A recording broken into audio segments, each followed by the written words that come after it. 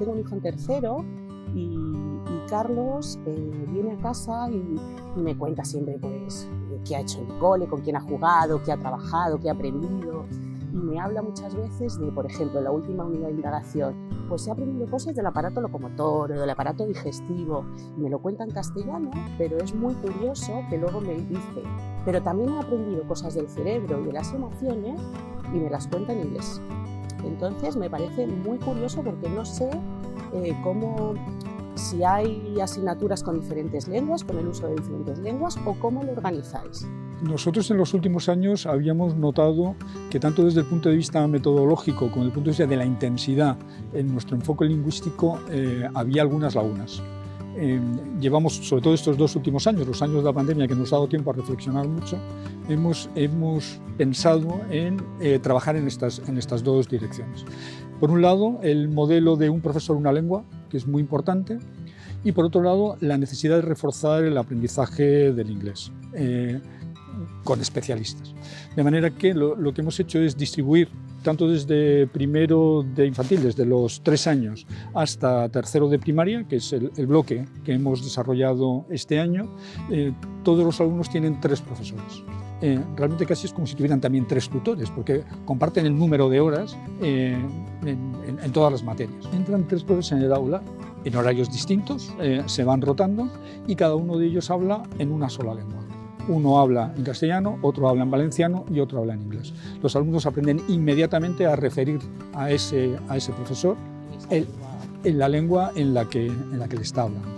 Y por lo tanto, hemos tratado de evitar uno de los problemas que suceden habitualmente en el aprendizaje de las lenguas, y es que repetimos gramaticalmente 3 veces lo mismo. La gramática castellana y la valenciana es prácticamente idéntica, la inglesa es algo diferente, pero eso aburre muchísimo a los alumnos, no les hace partícipes. Entonces, nuestro enfoque es que sea vehicular. Nosotros trabajamos en esta lengua y por lo tanto hay un aprendizaje que le es propio a la lengua. Y eso lo que está generando es que los alumnos se sienten muy motivados en todas ellas. Nos está funcionando muy bien. Pues sí que es verdad que en casa sí que he notado este cambio, porque fíjate cómo él me contaba todo lo que había aprendido de las emociones y del cerebro en inglés, cosa que me sorprendió bastante. Exacto, porque esa parte, que es toda una unidad de indagación repartida en 3 lenguas distintas. Y después confluyen también para que tengan el vocabulario en las 3 lenguas, que también es un asunto muy importante. Nosotros enriquecerles lingüísticamente sí, pero también la capacidad de hablar en todas las lenguas con todo el vocabulario propio. Carlos, cuando llega a casa, como te he dicho, siempre me cuenta y me dice, pero es que últimamente lo veo que llega y quiere seguir investigando en casa. Mamá, vamos a buscar por internet, vamos a hacer un trabajito, vamos a llevar al cole cosas del tema que están trabajando. Y me parece estupendo, pero me gustaría saber cómo se indaga en el aula para yo poder ayudar y darle esa alegría que tiene ahora por aprender, seguirla en casa. Cuando nosotros hemos conseguido la autorización para impartir el PEP, el Programa de Bachillerato Internacional para Infantil y Primaria, lo hemos hecho para asegurarnos que utilizamos una metodología activa que hace partícipe al alumno de su aprendizaje y por lo tanto le resulta mucho más motivadora, y al mismo tiempo utilizar una estructura que está probada, que es muy segura, que funciona en todo el mundo. Esto es, al final, el PEP. Una de las partes del PEP es precisamente la investigación, que el alumno sea partícipe en la búsqueda guiada por parte del profesor de información sobre el tema, sobre la unidad de indagación concreta que están trabajando. En el aula les proporcionamos muchos materiales. Algunos materiales son formales y físicos y otros materiales son tecnológicos. De manera que ellos lo que van aprendiendo no solamente es a adquirir información, sino también a esa búsqueda de información en lugares distintos. Entonces, abrirles este campo de investigación es muy interesante, que ellos tengan a su disposición medios distintos para conseguir conocimiento.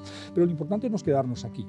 Es muy importante esta investigación, pero esa investigación tiene que ser analizada. O sea, tenemos que ser capaces también de enseñarles a elegir aquellos materiales que realmente son importantes y la información fidedigna, y aquellos que no lo son.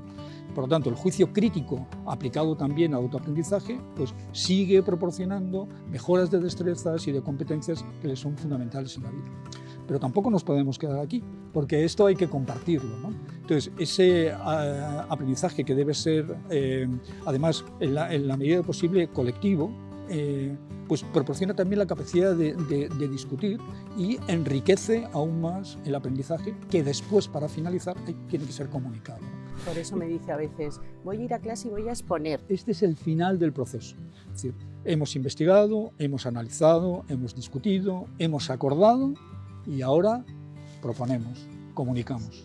Es todo un proceso de enriquecimiento del conocimiento muy activo, muy motivador para ellos y que genera un conocimiento muy sólido, significativo, que se dice ahora. Pues sí, es verdad, porque llega con ganas de investigar. Él quiere investigar y hace preguntas y mira por internet y está siempre pensando en el tema para llegar a clase y contar. Pues, lo mejor no es tanto responderle como orientarle hacia dónde debe dirigirse para encontrar la información.